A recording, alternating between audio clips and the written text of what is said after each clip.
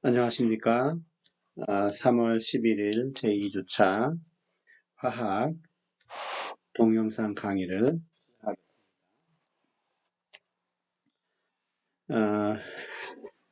제가 이제 노트북에 커피를 쏟는 바람에 핵심 부품을 교체를 했거든요. 메인보드하고 모니터를 큰돈을 들여서 교체를 했는데, 그러면서 이전에 사용하던 설정들이 다 이제 무시가 되고 설치를 하고 설정을 해야 돼서 예전하고 지금 조금 다른 것 같아요. 화면 녹화 상태가. 이번에는 그냥 이렇게 하고 좀씩 이제 상태를 조절하는 중에 있습니다. 첫 시간에 우리가 줌으로 수업을 하면서 매달 첫 주에는 줌으로 하겠다 이렇게 했죠.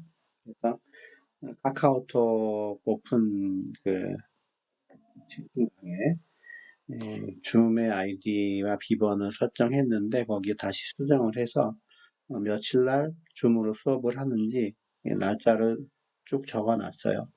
여러분이 이제 참고를 해주시고요. 그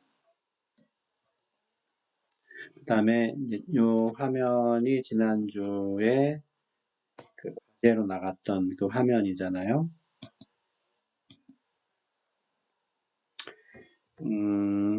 그냥 요 사진을 살려서 내용을 한글로 적은 사람들은 문제가 없었는데 새로 이제 연필로 그리거나 한글에서 뭐 이렇게 뭐 여러 가지 기능을 하거나 아니면 뭐 다른 프로그램으로 새로 이렇게 그림을 그린 사람들 중에는 연결선이 원본하고 똑같아야 되는데 좀 빠진 부분이 있는 그런 그 과제들이 몇 건이 있었습니다.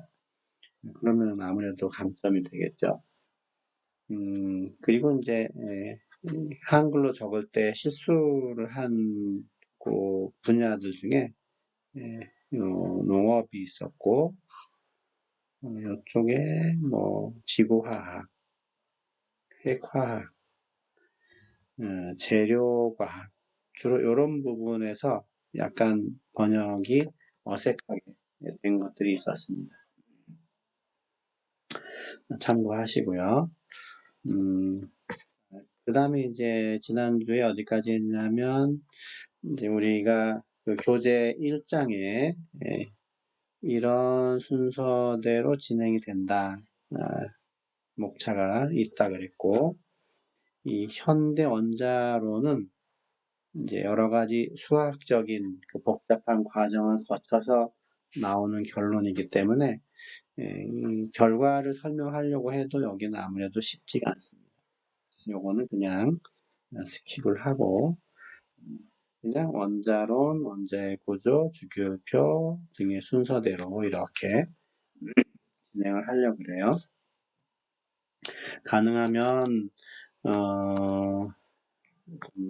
어렵지 않은 수준으로 자세하게 설명을 하려고 하니까 진도가 좀 느리더라도 과학을 처음 이제 그 과학에 관심을 갖고 있는 학생들이 그래도 따라올 수 있도록 하려고 생각하고 그렇게 이제 설명을 하려고 합니다. 지난 시간에 원자론을 설명을 했죠. 원자론을 설명을 하면서 세 가지 이 법칙이 등장을 했고 이 세 가지 법칙이 등장함에 따라서 원자론이 나왔다. 원자론이 나오게 된 법칙이 세 개다. 이것도 원자론하고 관련은 있지만 약간 이제 거리가 있는 그런 법칙이라고 했습니다. 그러면서 법칙에 대한 설명은 하지를 않았죠. 시간이 좀 빠듯하려고 해서 이번 시간에는 일단 이 세 가지 법칙을 간단히 설명을 먼저 해야 이 원자론에 대한 그 이해가 좀 더 자연스러울 것 같아요. 그래서 이를 조금씩 하면서 원자론에 대한 설명, 원자론이 아니라 법칙에 대한 설명을 할게요.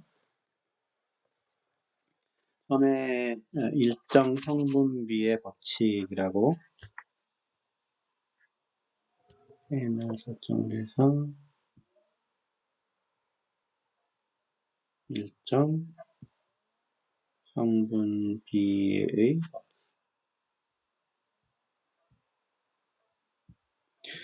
모니터에다가 직접 이렇게 글을 써야 되는데 이게 손바닥이 닿으면 또 그 부분이 또 글씨로 인식이 돼서 조금 이제 화면에서 거리를 두고 쓰느라고 자연스럽게 노트에서 쓰는 것처럼 되지가 않아요. 글씨가 아주 세발처럼 보이는데 여러분이 좀 양해해 주시기 바랍니다. 화합물에서 얘기하는 거예요. 이거는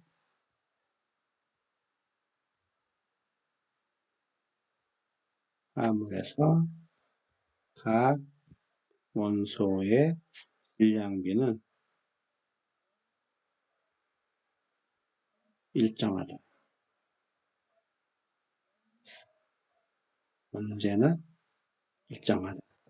그래서 예를 들어서 물이라고 하는 화합물이 있다. 그러면 이 물에서는 수소와 산소로 되어 있잖아요. 수소 대 산소의 질량비가 정확하게 하면 이제 소수점이 들어가겠지만 이다. 이산화탄소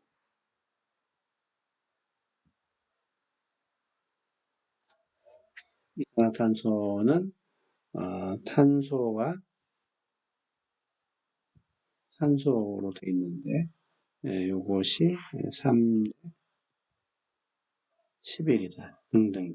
좀 복잡한 분자식을 가지고 있더라도 각각의 원자들의 질량의 비는 일정하다는 겁니다. 일정하다는 얘기는 우리가 물 그러면 지구상에 도처에 있잖아요. 물이 한국에 있는 물이나 뭐 미국에 있는 물이나 뭐 다른 지역에 있는 물이나 순수한 다른 게 섞여 있지 않다고 하면 순수한 물의 경우 또 물이든지 수증기든지 얼음이든지 물리적인 상태하고 상관없이 일단 순수한 물이기만 하면 그 물은 수소와 산소의 어떤 결합에 의해서 만들어졌는데 얘네들을 이제 분해해서 각각의 질량들을 측정을 해보면 언제나 수소 대 산소는 1대 8이다. 마찬가지로 이산화탄소는 어디에서 가지고 오건 기체이건 드라이 아이스건 이산화탄소를 이제 이루고 있는 원자들을 적절하게 분해해서 질량을 재보면 언제든지 탄소 대 산소가 3대 11이다 하는 거예요. 뭐 요즘에 분자식이나 이론을 생각하면 너무나도 당연한 얘기인데 왜냐하면 물이라고 하는 거는 우리가 분자식을 알죠. H2O라고 되어 있어요. H2개와 산소 하나. 쉽게 얘기하면 작은 게 H고 큰 게 이제 산소라고 합시다. H는 원자 하나의 질량이 1.0이고 산소는 원자 하나의 질량이 16이에요. 16.0, 1.0. 그러니까 H2O에서 수소는 2개니까는 2고 산소는 하나니까 16이잖아요. 그래서 H2O에 해당하는 수소와 산소의 질량의 비를 각각의 질량하고 해서 개수를 고려해서 써보면 2대 16 이렇게 나올 수밖에 없습니다. 이산화탄소는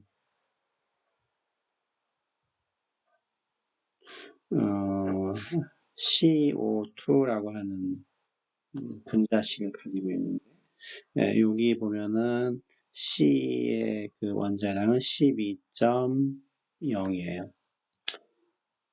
그래서 여기서도 이제 C가 하나 있는 거고 12만큼, O가 두 개 있는 거니까 요게 32가 되겠죠. CO2에서 C 대 O는 12.0 대 32.0이에요. 0 끝에 약분했다고 치고, 약분의 그냥 없앴다 치고, 그러면 4로 나누면 4, 32, 4, 8, 3 대 8 이렇게 되겠죠. 이제 가장 간단한 원자들로 화합물을 만든다고 하면 화합물이 원자의 비가 일정하기 때문에 질량의 비가 일정하지 않을 수가 없어요. 아주 자연스러운 현상입니다. 두 번째가 이제 질량 보존의 법칙이죠.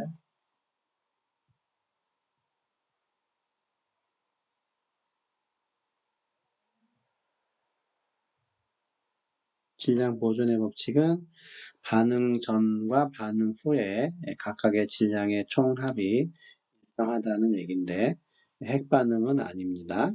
화학 반응에서라는 거예요. 근데 이 반응이라는 게 원자론에 의하면 그 원자들의 배열만 바뀌는 거다. 그래서 뭐가 좋은 예가 있을까요? 뭐 CO2, 이제 탄소와 산소가 반응을 해서 CO2라고 하는 이산화탄소를 만들어요.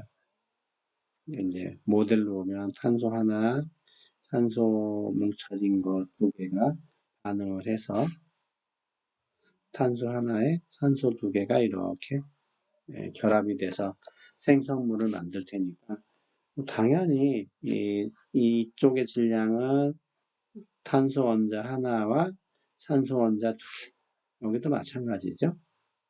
그러니까 새로 원자가 생기지도 않고 없어지지도 않기 때문에 그냥 배열만 바뀌니까 질량 보존이 자연스러운 거죠. 수밖에 없는 겁니다. 질량 보존이. 세 번째가 배수 비례의 법칙이죠. 다른 이름도 있지만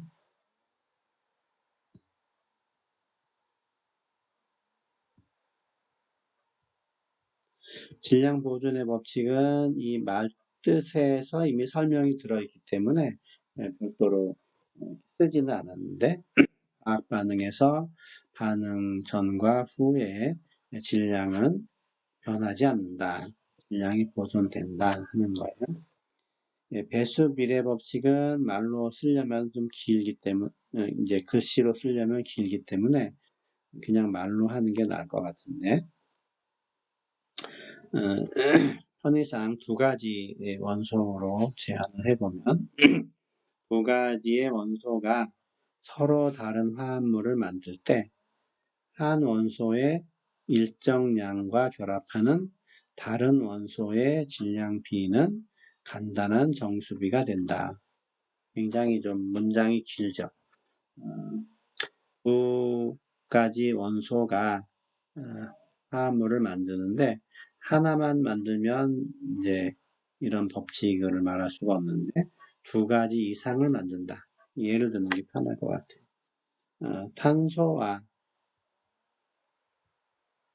산소가 만나서 화합물을 만드는데 한 가지만 만드는 게 아니라 두 가지 이상을 만든다. 두 가지를 만든다. 한 번은 이산화탄소.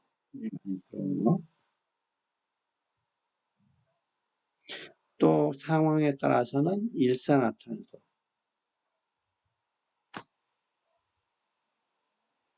이렇게 이제 두 가지를 만들 수가 있어요. 원자론을 이미 안다고 치고 이제 설명을 하면 이산화탄소는 CO2라는 분자식을 가지고 있고 일산화탄소는 CO라는 분자식을 가지고 있죠. 그래서 이 경우에는 탄소 대 산소가 아까 3 대 8이었죠. 12 대 32니까 이 경우에는 12대 16이겠죠? 12대 16. 그러면은 3대 4예요. 이렇게. 그러니까 탄소를 고정해 놓고 보면 이쪽에서는 8, 이쪽에서는 4. 간단하게 몇 대 몇이냐? 2대 1 이렇게 되는 걸 알 수 있습니다. 거꾸로 산소를 만약에 전부 8로 고정을 하면 1대 2 반대로 되겠죠. 이런 식으로 두 가지 이상을 만들 때 하나의 원소의 양을 고정시켜 놓으면 다른 원소의 질량비는 간단한 정수비가 나올 수밖에 없어요. 질소와 산소가 만난다.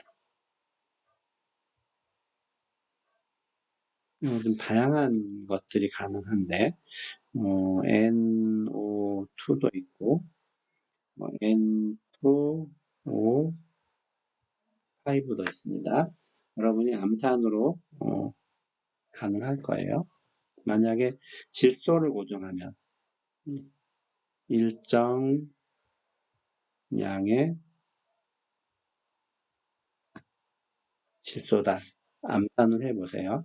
N을 만약에 두 개짜리라고 생각을 하면 여기는 산소가 4개 되고 여기는 5개 되고 이때 산소의 질량비는 4대 5 이렇게 될 겁니다. 산소를 만약에 고정을 하면 산소가 지금 2하고 5니까 10으로 만약에 고정을 하면 산소가 10개라고 하면 여기 질소가 4개, 산소가 10개라고 하면 질소가 5개. 그래서 이때는 5대 4가 되겠죠. 산소를 고정하고 일정량의 산소를 기준으로 놓고 질소의 질량비다. 그러면 위아래가 5대 4가 됩니다. 질소를 고정하면 위에서 아래로 내려갈 때 4대 5가 되고요. 어떤 걸 고정하느냐에 따라서 비율의 그 위치가 그냥 뒤집혀지기만 하면 자연스럽게 성립을 하게 되겠죠. 그래서 여러분도 거의 그렇게 생각을 하겠지만 이 원자론이라는 거를 받아들이게 되면 일정 성분비나 질량 보존의 법칙이나 배수 비례의 법칙이나 안 맞을 수가 없어요. 화학자들도 이런 법칙들이 이제 정량적인 측정에 의해서 만들어졌기 때문에 자연스럽게 이런 그 원자론을 받아들이게 되고 그게 이제 여러 가지 다른 또 현상들을 설명하는데 도움이 되는 겁니다. 기체 반응의 법칙은 이제 좀 더, 이제 요 단순한 원자론보다는 분자라는 개념을 조금 도입을 해야 설명이 잘 됩니다. 그래서 그건 나중에 시간이 되면 그때 가서 하고, 오늘은 그 부분은 그냥 설명 없이 넘어갈게요. 그래서 파워포인트 화면으로 다시 이제 넘어가면, 이런 세 가지 법칙들이 등장을 하면서 원자론이 등장하게 된다. 그래서 원자론에 의하면 모든 물질들은 가장 기본적인 입자, 원자라는 걸로 되어 있다 하는 거고, 원자의 종류가 같으면 모든 성질이 같고, 원자의 종류가 다르면 모든 성질이 또 다르다. 이렇게 다른 물질이다. 이렇게 얘기를 했는데, 그때 이제 원자론에서는 더 이상 이제 원자가 쪼개지지 않는 기본 입자라고 봤는데, 그 이후에 이런 몇 가지 요 시기에 몇 가지 실험들이 등장을 하면서 원자들도 더 작은 입자로 되어 있다 하는 것을 이제 알게 됩니다. 그 실험과 과정은 지금 생략이 되어 있는 거고요. 최종적으로 원자라고 하는 거는 이런 세 가지 서로 다른 입자들이 모여서 원자를 형성한다.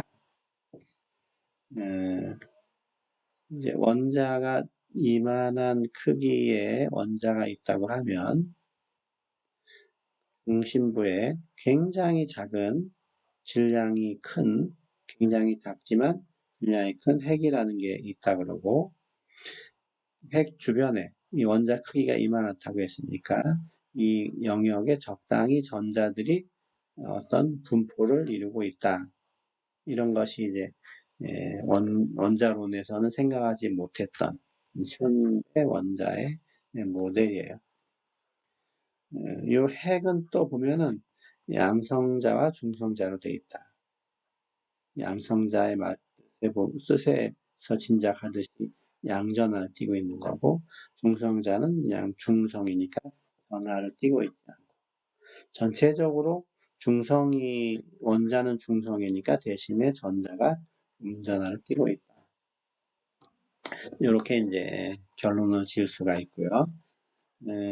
얘네들의 이제 그 질량과 전하의 상태를 보면 요약해 놨어요, 지금. 과정은 뭐 어려웠겠지만. 그래서 양성자는 질량이 1.00728. 여기 보면 이제 참고하는 표시가 있죠.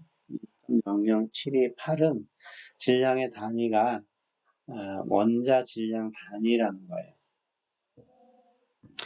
AMU라고 이렇게 줄여서 나타내는데, 원래 질량 단위는 킬로그램이 표준 단위거든요.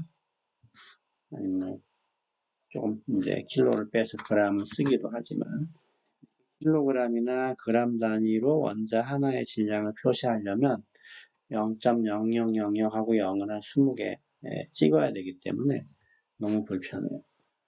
그래서 킬로그램이나 그램을 쓰지 않고 원자들의 세계에서의 질량을 이렇게 나타내기로 하자. AMU란 단위로 나타내기로 하자. AMU의 단위가 어떻게 정의되는지는 뒤에 이제 시간이 되면, 기회가 되면 배울 텐데, 이런 원자 질량 단위로 했을 때에 양성자의 질량이 1.00728 AMU다. 중성자는 1.00867 AMU다. 전자는 0.00055 AMU. 이렇게 이제 측정이 된 겁니다.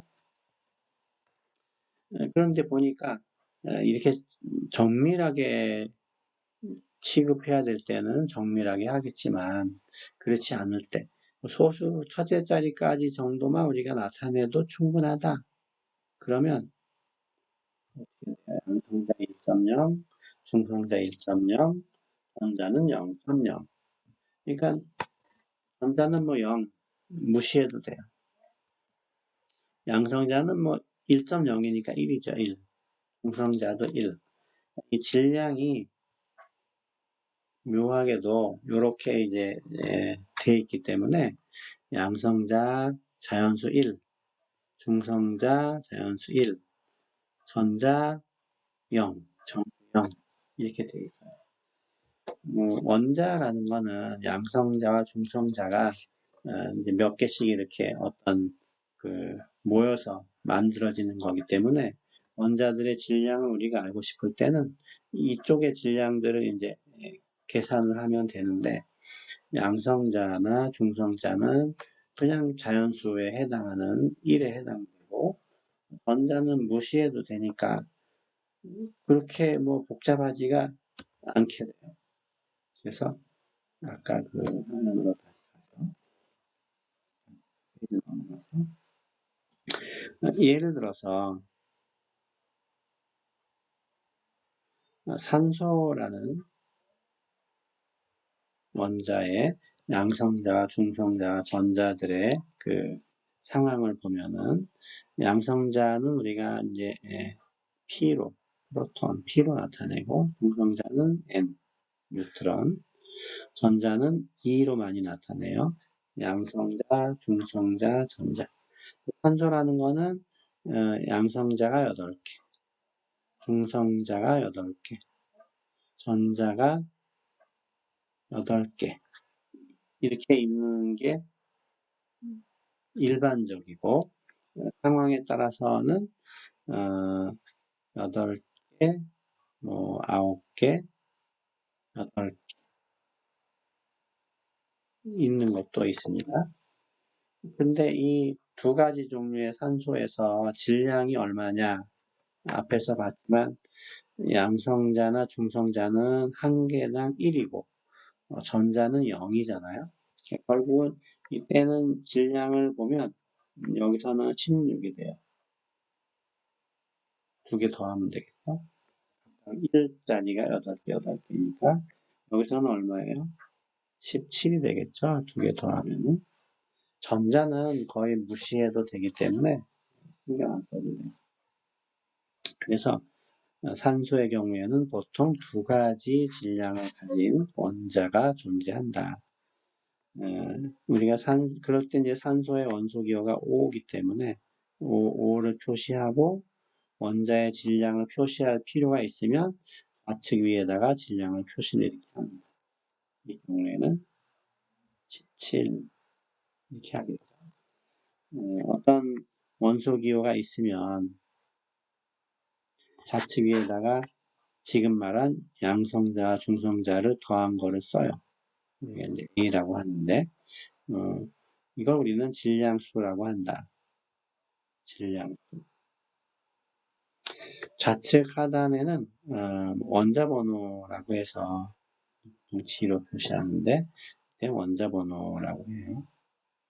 굳이 뭐 동그라미를 칠 필요는 사실 없는데 이렇게. 그래서 A는 질량수. 이 단순히 이것은 양성자의 수와 중성자의 개수를 더하기만 하면 되죠. 하나당 1씩이니까. G는 원자 번호라고 해요. 이거는 뭐에 해당되느냐? 양성자의 개수에 해당이 됩니다. 양성자의 개수가 8개, 산소점이 8개 그러면은 8번 이렇게 이 경우에는 굳이 여기 원자 번호 쓴다고 하면 8번 이렇게 되죠.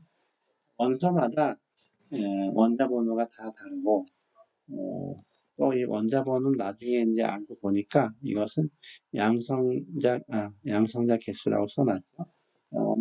이 원자 번호는 양성자 개수니까 양성자의 개수가 달라지면 원자 번호도 달라지고 그러면 다른 원소가 되는 거예요. 요 원자 번호는 매우 중요한데 양성자의 개수이면서도 원소의 종류를 결정을 한다. 이것이 원소의 종류를 결정한다. 파워포인트 화면으로 다시 가보면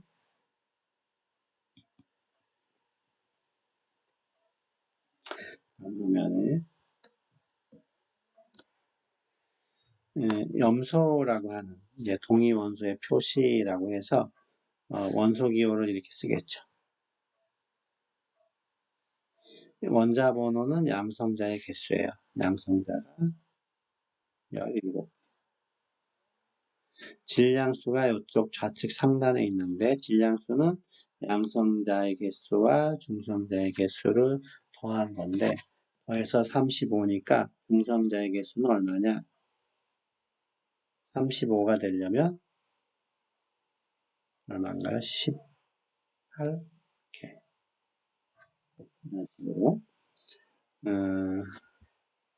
양성자 개수, 중성자 개수, 양성자 개수이면서 원자 번호, 양성자, 중성자를 합쳐서 표시된 질량수는 35.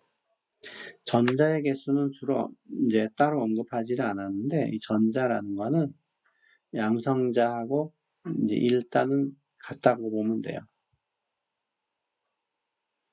이 CL 해놓고 전하 표시가 없으면 같은 거예요. 근데 여기 만약에 마이너스일까 이렇게 적어 놓으면 전자가 이제 음이온이기 때문에 원래 중성인 염소보다 전자가 하나 더 많구나 생각을 해서 이때는 이제 18개로 살짝 바꾸면 됩니다. 전하를 띄지 않았을 경우에는 전자의 개수는 양성자의 개수하고 똑같은데 전하를 띄고 있으면 그 띈 것만큼 음이온이면 전자가 많아지는 거고 양이온이면 전자가 적어진다. 이렇게 이제 생각을 하면 됩니다. 동위원소 표시법에서는 특별히 어려운 게 없어요. 그냥 원자 번호가 주어지면 주기율표를 보고 원소 기호를 찾으면 되고 거꾸로 원소 기호가 나와 있으면 원자 번호를 또 주기율표에서 찾으면 되니까 이 번호와 기호는 세트예요. 한 번호는 하나의 기호. 수소가 1번, 헬륨이 2번, 리튬이 3번 이런 식으로. 그 다음에 이제 동위원소 얘기는 이제 그 정도 하면 되는데 동위원소에 대한 정의 얘기는 하지 않았네요.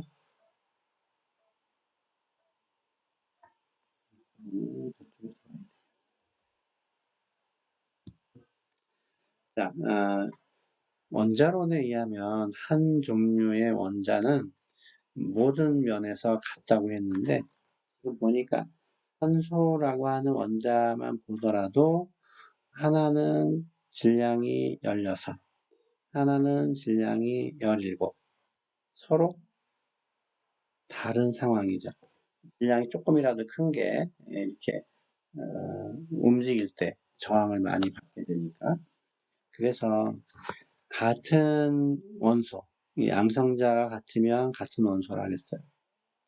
같은 원소이지만 질량이 다를 때 결국은 중성자가 달라서 질량이 달라지게 되는데 같은 원소이지만 질량이 다를 때 중성자가 다르다 하는 그 원인인데 그런 것들을 우리는 동위 원소라고 한다.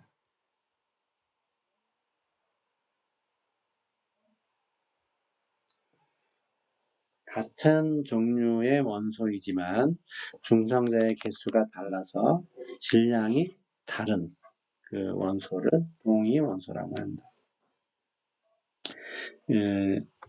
이렇게 이제 원소를 나타내는 것들이 동위 원소의 표시법이에요.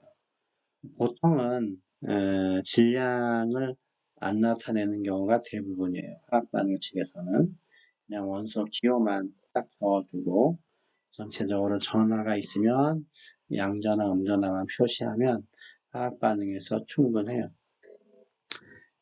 질량을 표시할 필요가 있을 때 이런 형식을 갖춘다 하는 거예요. 그러니까 결국은 동위 원소의 표시법이 이렇게 돼 있다. 원소 기호를 쓰고 좌측 하단에는 양성자의 개수인 원자번호, 좌측 상단에는 양성자, 중성자의 개수를 합해서 합한 숫자인 질량수 이렇게 표시하면 됩니다. 그래서 이 질량수와 원자 번호만 이제 알아도 중성자나 전자들을 결국은 알 수 있게 돼요. 네, 여기서 양성자, 중성자, 전자 또는 뭐 질량수 이제 물어보면 다 알 수 있어야 됩니다.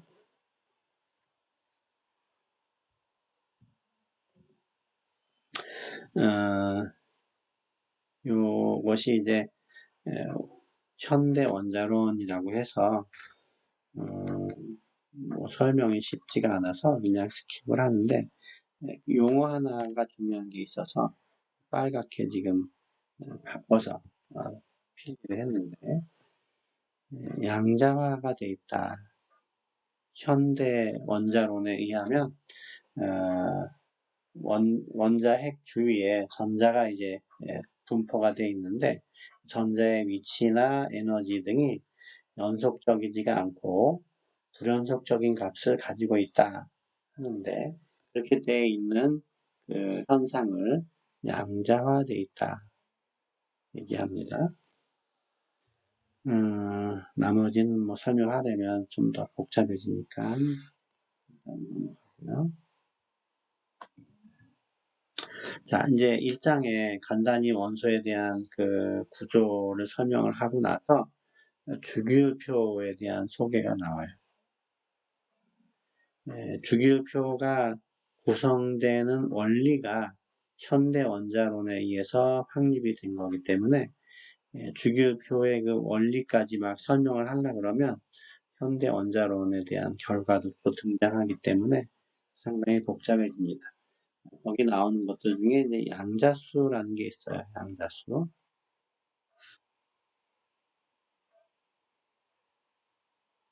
여기까지가 이제 전자들의 배치하고 관련이 깊은 것들이고 또 다른 스펙트럼을 연구하다 보니까 전자들이 뭐 스핀을 한다.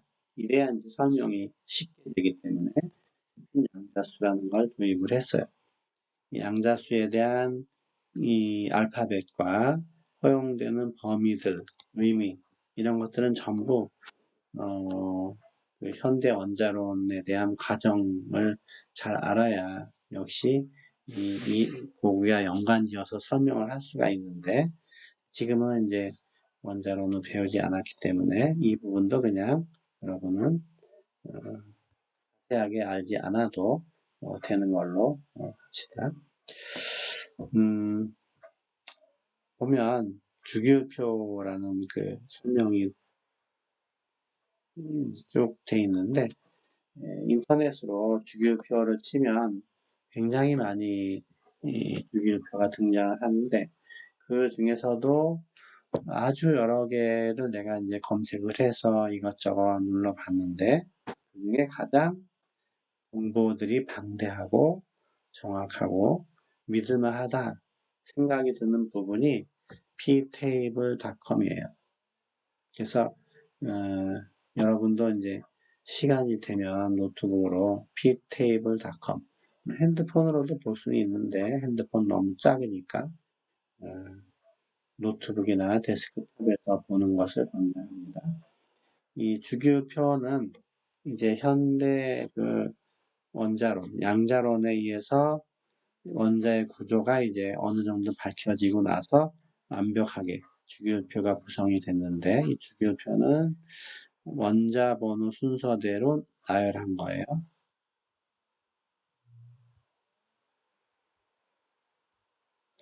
원자 번호 순서대로 1번부터 2번, 3번, 4번 이런 식으로 일정한 그 규칙에 맞게 배열한 것을 주기율표라고 한다.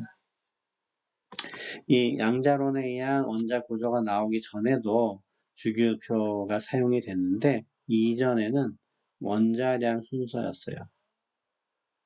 가벼운 것부터 제일 가벼운 수소가 1번, 헬륨이 2번, 리튬이 3번 이런 식으로.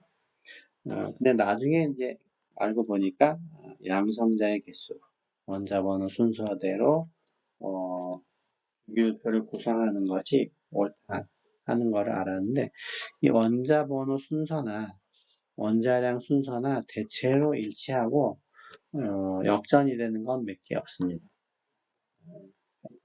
예전에는 원자량 순서였다가 이제 원자들의 구조가 밝혀진 이후에는 원자 번호 순서대로 주기율표를 나열한다. 제일 잘 되어 있는 주기율표가 ptable.com이다. ptable.com을 이제 누르면 약간 눌러놨기 때문에 지금은 그렇게까지는 할 필요가 없는데 누르면 이렇게 주기율표가 뜹니다. ptable.com이에요. ptable.com.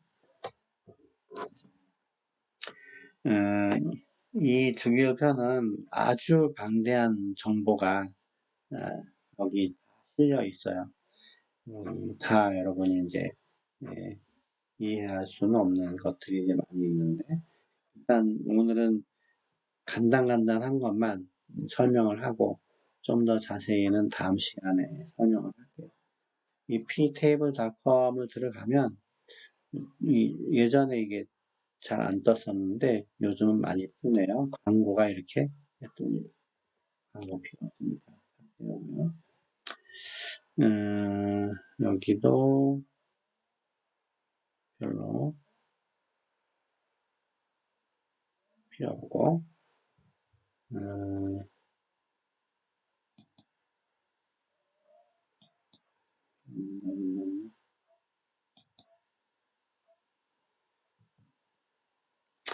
자, 이게 주기율표인데 이 어디를 먼저 볼까요?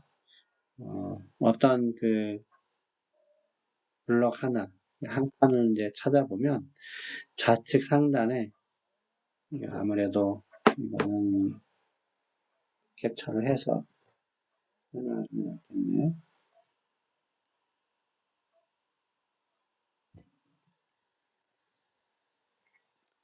예를 들어서 아까 말한 산소 양성자, 중성자, 전자 8개씩 있다고 했죠. 산소를 보면 요 위에 있는 것이 원자 번호예요. 8번 양성자 수. 아래에 있는 게 원자량. 산소는 동위원소가 있다 그랬죠. 16짜리와 17짜리 이렇게 있다고 했는데 그것들의 평균 원자량 한 것이 여기 있는 거예요. 15.99. 17짜리는 거의 없다는 얘기죠. 16짜리가 대부분이다. 이런 식으로 원자 번호가 각 칸에 이렇게 있는 거예요. 보니까 이 나열된 순서가 원자 번호 순서대로 이렇게 다음 줄 이어지면서 이렇게 진행이 돼요.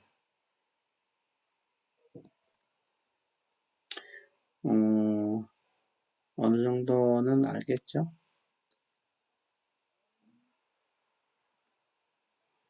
예, 근데 이 52번하고 53번을 보니까 원자량이 127.60에서 116.90 줄어들었어요. 그렇죠? 원자량 순서는 예전에 그렇게 했지만 실제로는 원자량이 아니라 원자 번호 순서다. 이 주기율표에 대해서는 할 얘기가 사실은 많은데 그렇게 안 남았으니까 오늘은 아주 단순한 것만 설명을 할게요. 여기 보면 원자 번호 순서대로 쭉 가다가 57번에서 71번이 숫자만 있는데 요거는 밑에 이렇게 57번부터 71번 여기까지 있습니다. 그 밑에는 89번부터 103번은 여기부터 나오겠죠. 이런 것들이 요 사이에 끼어 있어야 된다 하는 거예요. 그래서 여기 주기율표는 너비를 선택을 하면 제대로 이제 번호 순서대로 쭉 적히게 돼요. 그렇죠? 여기 아까 있는 것처럼 55, 56, 57, 58 해서 71, 또 그 다음 줄 88, 87, 88, 89, 90, 91 해서 쭉 여기 이제 물론 이 부분은 뭐 그렇게 중요하지 않은 부분인데 약간 뭐 핵 반응할 때 있다가 사라지는 거니까 뭐 일단은 무시를 하고 이게 원래 주기율표인데 주기율표를 이렇게 보는 거는 어떤 불편함이 있나요?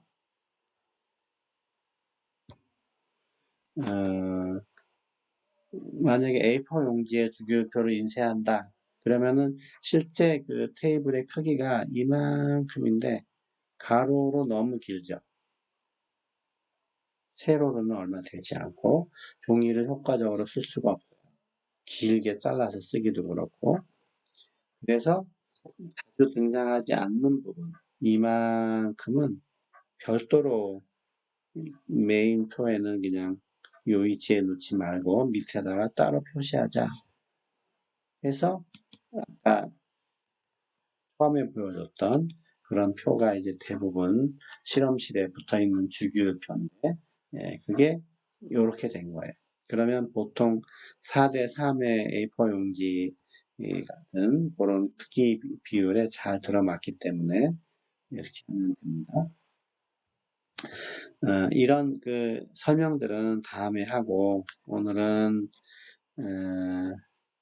아무래도 이제 예를 간단하게 이게 동영상은 수업이 짧으니까 여러분이 또 나머지 추가로 할 수 있는 과제가 필요한데 원소 중에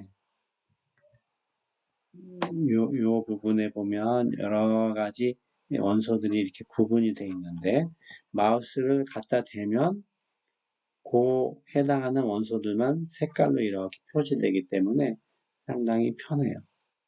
그렇죠? 자, 근데 여기 란타넘족이 어디 있냐? 아까 밑에 따로 떼어놨다고 하는 부분 57번부터 71번이 란타넘족이에요. 그 57번, 71번 위에 보면 스칸듐하고 이트륨이 여기 이제 들어있죠. 그래서 특별히 우리가 이쪽에 있는 란타넘족 이렇게 플러스 요 바로 위에 있는 스칸듐과 이트륨 요걸 우리는 히토류라고 한다.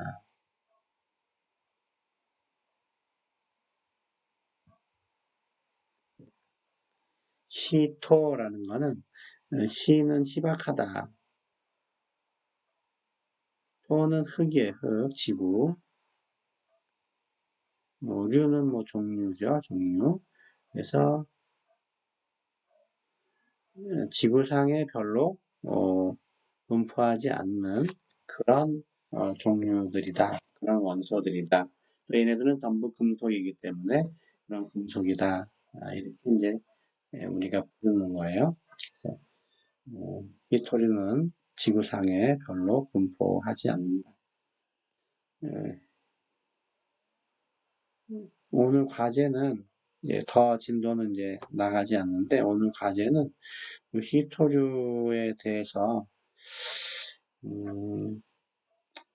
좀 더 설명을 했어야 과제를 내기가 편했는데 히토류에 대해서 이 지구상에 얼마나 분포하는지를 적어오는 그런 거를 과제로 할게요. 오늘 거는 까지도 알려줄 겁니다. 이 주기율표에서 속성을 눌러요. 그러면 여러 가지 속성 중에 어벤던스라고 이제 매장량 뭐 이런 거 어느 정도 풍부하냐 그래서 우주까지는 아니고 태양계도 아니고 아마 여기가 이제 지각인 것 같은데 지각으로 해놓고 어벤던스를 누르면 이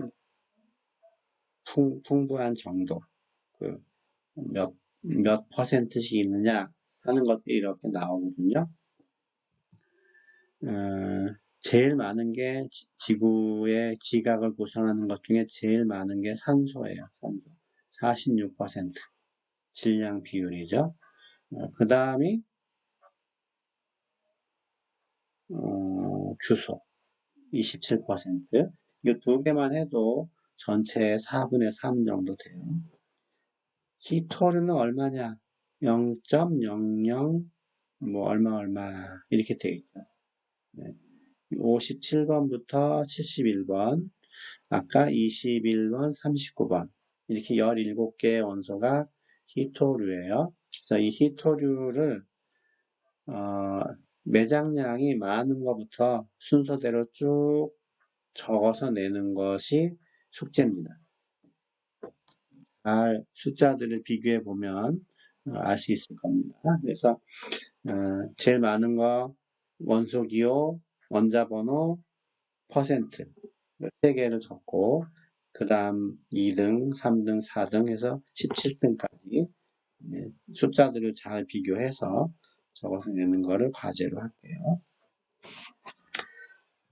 과제만 다시 알려주고 혹시라도 잘 안 되는 사람이 있을까?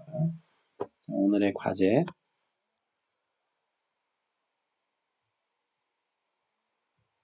신경 쓸 게 없습니다. 오늘은 대신에 숫자들을 비교해야 돼요. 히토류 17개 원소 매장량이 많은 것부터